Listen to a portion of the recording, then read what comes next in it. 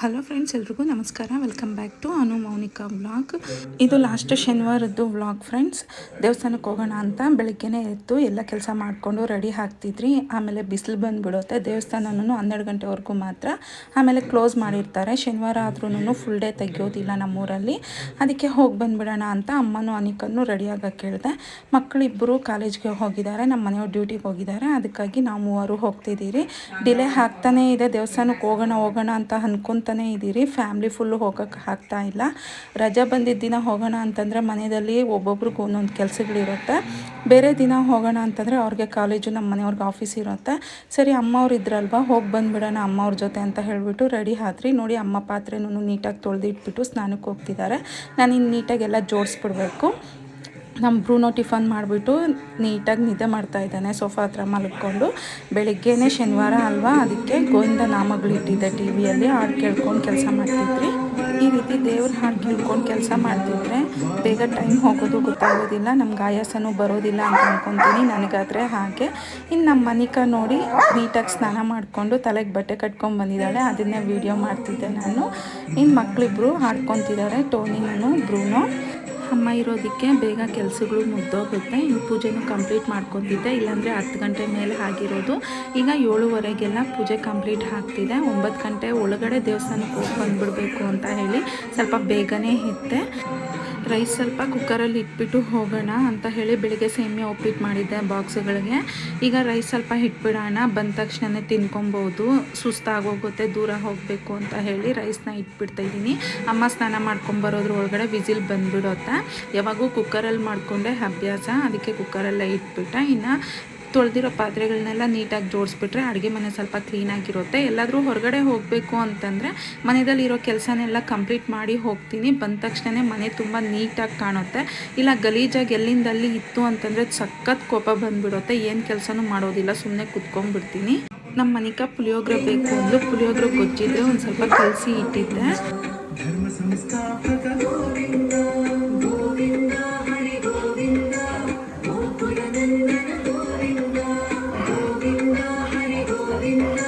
ಬಂದಮೇಲೆ ಟಿಫನ್ ಮಾಡ್ಕೊಳ್ಳೋಣ ಅಂತ ಹೇಳಿ ಇನ್ನು ರೆಡಿ ಆಗಿ ಹೋಗ್ತಾ ಇದ್ದೀರಿ. ಬೆಳಿಗ್ಗೆನೇ ಸ್ವಲ್ಪ ತಣ್ಣಗೆ ಇದೆ, ಆದರೆ ಸೆಕೆ ಮಾತ್ರ ಜಾಸ್ತಿ ಹೊಡಿತಿದೆ. ಇನ್ನು ಫಸ್ಟು ಮಾರಮ್ಮ ದೇವಸ್ಥಾನಕ್ಕೆ ಬಂದುಬಿಟ್ಟು ನಮಸ್ಕಾರ ಹಾಕ್ಕೊಂಡ್ರಿ. ಮಾರ್ಕೆಟಿಗೆ ಹೋದರೆ ಮಾರಮ್ಮ ದೇವಸ್ಥಾನಕ್ಕೆ ಕಂಪಲ್ಸರಿ ಹೋಗಿ. ಮಂಗಳವಾರ ಶುಕ್ರವಾರ ಅಂತಲ್ಲ, ಯಾವ ದಿನ ಬಂದರೂ ಮಾರಮ್ಮ ದೇವಸ್ಥಾನದಲ್ಲಿ ಇಷ್ಟೇ ರಶ್ ಇರುತ್ತೆ. ಆದರೆ ಮಂಗಳವಾರ ಶುಕ್ರವಾರ ಅಂತೂ ಹೋಗಿ ಅಮ್ಮ ಹತ್ರ ನಮಸ್ಕಾರ ಹಾಕ್ಕೊಳ್ಳೋದಕ್ಕೂ ಪ್ಲೇಸ್ ಇರೋದಿಲ್ಲ, ಅಷ್ಟು ಜನ ತುಂಬೋಗಿರ್ತಾರೆ. ನಾರ್ಮಲ್ ಡೇಸಲ್ಲಾದರೂ ಒಂದು ಸ್ವಲ್ಪ ಫ್ರೀ ಇರುತ್ತೆ. ಒಂದು 10 ನಿಮಿಷ ಅಮ್ಮನ ಹಿಡ್ಕೊಂಡು ಆ ರೀತಿ ನಮಸ್ಕಾರ ಹಾಕ್ಕೊಂಡು ನಮ್ಮ ಮನಸ್ಸಲ್ಲಿರೋ ಕೋರಿಕೆನ ಎಲ್ಲ ಕೇಳಿಕೊಂಡು ಬರ್ಬೋದು. ಇನ್ನೊಂದು 10 ನಿಮಿಷ ಹಾಗೆ ಕೂತ್ಕೊಂಡು ಪ್ರಾರ್ಥನೆ ಮಾಡ್ಕೊಂಡ್ರಿ. ಇನ್ನು ವೆಂಕಟರಮಣ ಸ್ವಾಮಿ ದೇವಸ್ಥಾನಕ್ಕೆ ಹೋಗಬೇಕು. ಆ ದೇವಸ್ಥಾನವೂ ಇಲ್ಲೇ ಹತ್ರನೇ, ಮಾರಮ್ಮ ಟೆಂಪಲ್ ಹಿಂದೆನೇ ಇರೋದು. ಆ ಟೆಂಪಲ್ನೂ ಪೂಜೆ ಸಾಮಾನು ತಗೊಂಡು ಹೋಗಿ ಬರೋಣ ಅಂತ ಹೇಳಿ ಇಲ್ಲೊಂದು ಸ್ವಲ್ಪ ಹೊತ್ತು ಕೂತ್ಕೊಂಡ್ರಿ. ಅಮ್ಮನ ತೋರ್ಸೋಣ, ಮಾರಮ್ಮನ ತೋರ್ಸೋಣ ನೀಟಾಗಿ ಅಂತಂದರೆ ಜನ ನೋಡಿ ಈ ರೀತಿ ಗುಂಪಾಗಿದ್ದಾರೆ, ತೋರಿಸೋದಕ್ಕೆ ಆಗಿಲ್ಲ. ಇನ್ನು ಪ್ರಸಾದ ಕೊಟ್ಟರು, ಪಲಾವು ಅಲ್ಲೇ ತಿನ್ಕೊಂಬಿಟ್ಟು ಪ್ರಸಾದನ. ಬೆಳಗ್ಗೆ ಹೊತ್ತು ಯಾವಾಗ ಹೋದ್ರೂ ದಿನ ಪ್ರಸಾದ ಇರುತ್ತೆ. ಮಧ್ಯಾಹ್ನದ ಹೊತ್ತು 12 ಗಂಟೆಯಿಂದ ಹಿಡಿದು 2:30ವರೆಗೂ ಊಟನೂ ಇರುತ್ತೆ. ಯಾರು ಎಷ್ಟು ಬೇಕಂದ್ರೂ ತಿನ್ಬೋದು. ದಿನ ಊಟ ಹಾಕ್ತಾರೆ ನಮ್ಮೂರಲ್ಲಿ. ತುಂಬ ಜನನೇ ತಿಂತಿರ್ತಾರೆ, ಇರೋರು ಇಲ್ದಿರ ಇರೋರು ಅನ್ನೋದಿಲ್ಲ. ದೇವಸ್ಥಾನಕ್ಕೆ ಆ ಟೈಮ್ಗೆ ಹೋದ್ರೆ ಅಂತಾದರೂ ಪ್ರಸಾದ ತಿಂದ್ಕೊಂಡೇ ಹೋಗ್ತಾರೆ. ಇನ್ನು ನೋಡಿ, ಇಲ್ಲೇ ದೇವಸ್ಥಾನ ಅಂತಂದಲ್ವ, ವೆಂಕಟರಮಣ ಸ್ವಾಮಿ ದೇವಸ್ಥಾನ. ಆ ದೇವಸ್ಥಾನಕ್ಕೆ ಇನ್ನು ಪೂಜೆ ಸಾಮಾನು ತೊಗೊಂಡು ಬಂದ್ರಿ. ಇಲ್ಲೊಂದು ಸ್ವಲ್ಪ ಅಷ್ಟೊಂದು ಕ್ರೌಡ್ ಇರೋದಿಲ್ಲ, ನೀಟಾಗಿ ಪೂಜೆ ಮಾಡ್ಕೊಳ್ಬೋದು. ಅಂದರೆ ಶನಿವಾರದ ಹೊತ್ತು ಕಂಪಲ್ಸರಿ ಇರ್ತಾರೆ ಜನ ಅಂತ ಅಂದ್ಕೊಳ್ಳಿ, ಆದರೂ ಅಷ್ಟೊಂದು ಜನ ಅಂತ ಅನಿಸೋದಿಲ್ಲ. ಯಾಕಂದರೆ 2 ಟೆಂಪಲ್ ಇದೆ, ಇಲ್ಲೊಂದಿದೆ ಮತ್ತು ಆಂಜನೇಯ ಸ್ವಾಮಿ ದೇವಸ್ಥಾನದಲ್ಲೂ ಅಲ್ಲೂ ವೆಂಕಟರಮಣ ಸ್ವಾಮಿನ ಇಟ್ಟಿದ್ದಾರೆ. ಅಲ್ಲೂ ಸ್ವಲ್ಪ ಜನ ಹೋಗ್ತಾರೆ, ಇಲ್ಲೂ ಸ್ವಲ್ಪ ಜನ ಪೂಜೆ ಮಾಡಿಸ್ಕೊತಾರೆ. ಅದಕ್ಕಾಗಿ ಅಷ್ಟೊಂದು ಜನ ಕಡಿಮೆನೇ ಇರ್ತಾರೆ. ಇನ್ನು ಪೂಜೆ ಎಲ್ಲ ಕಂಪ್ಲೀಟ್ ಮಾಡಿಕೊಂಡು ದೇವ್ರನ್ನ ಹಾಗೆ ನೋಡಿಕೊಂಡು ಒಂದು ಸ್ವಲ್ಪ ಹೊತ್ತು ಕುತ್ಕೊಂಡಿದ್ರಿ. ಇನ್ನು ಹೋಗ್ಬೇಕಾದ್ರೆ ಒಂದು ಸ್ವಲ್ಪ ಶಾಪಿಂಗ್ ಇದೆ, ಶಾಪಿಂಗು ಮಾಡ್ಕೊಂಡು ಹೋಗಬೇಕು. ಯಾವಾಗ ಮಾರ್ಕೆಟಿಗೆ ಬಂದರೂ ಏನೋ ಒಂದು ತೊಗೊಂಡು ಹೋಗೋದು ಇದ್ದೇ ಇರುತ್ತಲ್ವ. ಏನೋ ಅಂದ್ಕೊತೀರಿ, ಏನೋ ಆಗುತ್ತೆ, ಆ ರೀತಿ ಇರುತ್ತೆ ನನಗೆ. ಅದು ಎಷ್ಟಾಯಿತು ಏನು ಬಿಲ್ಲು ಅಂತ ಹೇಳಿಬಿಟ್ಟು ನಾನು ಮನೆಗೆ ಹೋದ್ಮೇಲೆ ತೋರಿಸ್ತೀನಿ. ಬಟ್ ಏನಕ್ಕಪ್ಪ ಹೋಗ್ತೀನಿ ಶಾಪಿಂಗ್ ಮಾಡೋದಕ್ಕೆ ಅಂತ ಅನಿಸುತ್ತೆ. ತರಕಾರಿ ಅವೆಲ್ಲ ಬೇಕಾಗಿತ್ತು, ಎಲ್ಲ ತಗೊಂಡೆ. ಒಂದು ಸ್ವಲ್ಪ ವೀಡಿಯೋ ಮಾಡಿದೆ, ಒಂದು ಸ್ವಲ್ಪ ವೀಡಿಯೋ ಮಾಡಲಿಲ್ಲ. ಜನಗಳು ಜಾಸ್ತಿ ಇದ್ದಾಗ ವೀಡಿಯೋ ಮಾಡೋದಕ್ಕೆ ಏನೋ ಒಂಥರ ಮುಜುಗರ ಅನಿಸುತ್ತೆ ನನಗೆ. ಜನಗಳು ಇಲ್ದಿರ ಇರೋ ಪ್ಲೇಸಲ್ಲ ಅಂತಂದರೆ ವೀಡಿಯೋ ಮಾಡ್ತೀನಿ. ಈಗಲೇ ಸ್ಟಾರ್ಟಿಂಗ್ ಮಾಡ್ತಿರೋದ್ರಿಂದನೋ ಏನೋ ಗೊತ್ತಿಲ್ಲ, ಒಂದು ಸ್ವಲ್ಪ ಒಂಥರ ಏನೋ ಅನಿಸುತ್ತೆ. ಫೋನ್ ಹಿಡ್ಕೊಂಡು ವೀಡಿಯೋ ಮಾಡ್ತಿದ್ರೆ ಅವರು ಏನು ನಮ್ಮನ್ನು ವೀಡಿಯೋ ಮಾಡ್ತಿದ್ದಾರೆ ಅಂತ ಅಂದ್ಕೊತಾರೇನೋ ಅಂತ ಅನಿಸುತ್ತೆ. ಅದಕ್ಕೆ ಹೊರಗಡೆ ಹೋದಾಗ ಆದಷ್ಟು ಕಡಿಮೆನೇ ಮಾಡ್ತೀನಿ ವೀಡಿಯೋ.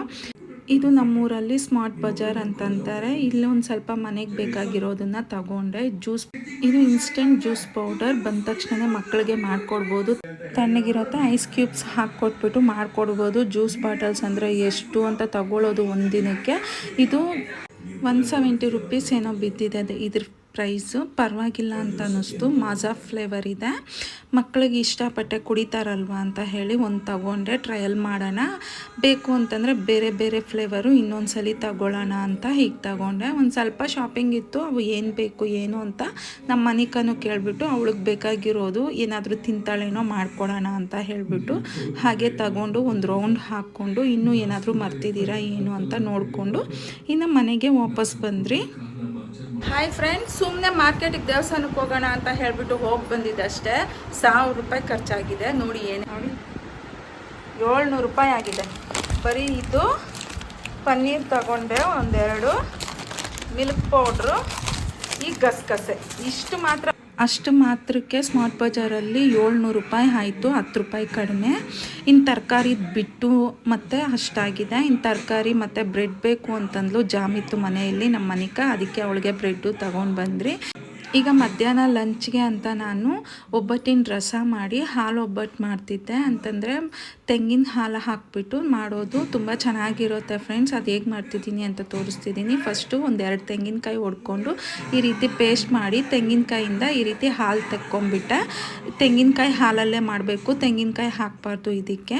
ಅದಕ್ಕೆ ತೆಂಗಿನಕಾಯಿ ಹಾಲೆಲ್ಲ ತೆಗೆದು ಇಟ್ಕೊತಿದ್ದೀನಿ. ಮತ್ತು ಇದಕ್ಕೆ ಒಂದು ಸ್ವಲ್ಪ ಗಸಗಸೆ, ಗೋಡಂಬಿ, ಬಾದಾಮಿ ಹಾಕಿ ಪೇಸ್ಟ್ ಮಾಡ್ಕೊತಾ ಇದ್ದೀನಿ. ಮೇಯ್ನ್ ಇಂಗ್ರೀಡಿಯೆಂಟ್ಸ್ ಅಂತಂದರೆ ಇದೇ. ಇದನ್ನೆಲ್ಲ ಹಾಕಿ ಒಂದು ಸ್ವಲ್ಪ ಪೇಸ್ಟ್ ಮಾಡ್ಕೊಂಡ್ಬಿಡ್ಬೇಕು. ಒಂದು 50 ಗ್ರಾಮ್ ಅಷ್ಟು ಹಾಕ್ಕೊಂಡೆ. ನಿಮಗೆ ಬೇಕು ಅಂತಂದರೆ ಇನ್ನೂ ಜಾಸ್ತಿನೂ ಹಾಕ್ಕೊಬೋದು. ನಾನೊಂದು 7 ಮೆಂಬರ್ಸ್ಗೆ ಆಗುವಷ್ಟು ಪಾನಕ ಮಾಡ್ತಿದ್ದೆ, ಅದಕ್ಕಾಗಿ ಇಷ್ಟು ಹಾಕ್ಕೊಂಡು ಅದನ್ನು ಹಾಲಲ್ಲಿ ಅಂತಂದರೆ ತೆಂಗಿನಕಾಯಿ ಹಾಲಲ್ಲಿ ಮಿಕ್ಸ್ ಮಾಡಿ ಒಂದು ಬೌಲ್ಗೆ ತೆಗೆದಿಟ್ಕೊಂಡೆ. ತುಂಬ ಟೇಸ್ಟಿಯಾಗಿರುತ್ತೆ. ಸಕ್ಕರೆ ಹಾಕಿನೂ ಮಾಡ್ಕೊಬೋದು, ಇಲ್ಲ ಬೆಲ್ಲ ಹಾಕಿನೂ ಮಾಡ್ಕೊಬೋದು. ಸಕ್ಕರೆಗೊಂದು ಟೇಸ್ಟ್ ಬರುತ್ತೆ, ಬೆಲ್ಲಕ್ಕೊಂದು ಟೇಸ್ಟ್ ಬರುತ್ತೆ. ಮತ್ತು 1 ಲೀಟ್ರ್ ಹಾಲು ತೊಗೊಂಡಿದ್ದೀನಿ ನಾನು. ಒಂದು 7 ಮೆಂಬರ್ಸ್ಗೆ ಅಂತಂದರೆ 1 ಲೀಟ್ರಷ್ಟು ಹಾಲು ಬೇಕು.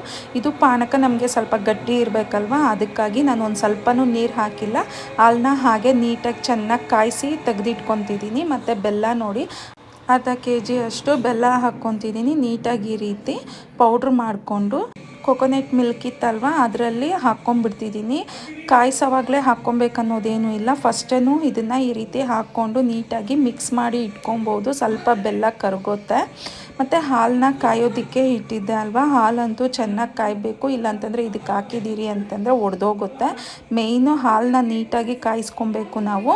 ಇನ್ನು ಆ ಬೌಲ್ ಸರಿ ಹೋಗೋದಿಲ್ಲ ಅಂತ ಹೇಳಿ ದೊಡ್ಡ ಬೌಲ್ನೇ ಎತ್ಕೊತಿದ್ದೆ. ಈ ಪಾನಕ ನಮ್ಮ ಮಕ್ಕಳು ಬೇಕಂದರೆ ಹಾಗೇನೂ ಕುಡಿದು ಬಿಡ್ತಾರೆ, ಚಪಾತಿಗೆ ಹಾಕ್ಕೊಂಡು ತಿಂದಿರಾ. ನಮ್ಮ ಮನಿಕ ಬಂದು ಏನು ಮಾಡ್ತಿದ್ದೀನಿ ಅಂತ ಹೇಳಿ ಕೇಳ್ತಾ ಇದ್ದಾಳೆ. ಅವಳಿಗೆ ಈ ರೀತಿ ಯಾವುದಾದ್ರೂ ಮಾಡೋದಕ್ಕೆ ಇಷ್ಟ. ಇನ್ನೂ ಚಿಕ್ಕ ಮಗು, ಇವಾಗಾದರೆ ಮಾಡ್ತೀನಿ ಅಂತ ಬರ್ತಾರೆ ಅಡುಗೆ ಮನೆಗೆ. ದೊಡ್ಡವರಾದಮೇಲೆ ಹೆಲ್ಪ್ ಮಾಡಿ ಅಂತಂದರೂ ಮಾಡೋದಿಲ್ಲ. ನಾವು ಅಷ್ಟೇ ಬಿಡಿ, ಚಿಕ್ಕ ಮಕ್ಕಳಲ್ಲಿ ಇರಬೇಕಾದ್ರೆ. ನೋಡಿ, ನಾನು ಆಗಲೇ ಕೊಕೊನೆಟ್ ಮಿಲ್ಕ್ ಇತ್ತಲ್ವ ಅದು ಬಾಯ್ಲ್ ಆಗೋಕ್ಕೆ ಮುಂಚೆನೇ ಹಾಲನ್ನ ಹಾಕ್ಬಿಡ್ತಾ ಇದ್ದೀನಿ. ಬಿಸಿ ಹಾಲನ್ನೇ ಹಾಕ್ಕೊಂಡು ನೀಟಾಗಿ ಮಿಕ್ಸ್ ಮಾಡ್ಕೊತಿದ್ದೆ. ಮಿಕ್ಸ್ ಮಾಡಿ ಇಟ್ಬಿಟ್ರೆ ಅದರಷ್ಟಿಗೆ ಅದು 1-2 ಕುದಿ ಬಂತು ಅಂತಂದರೆ ನಮಗೆ ಆಗೋಗುತ್ತೆ.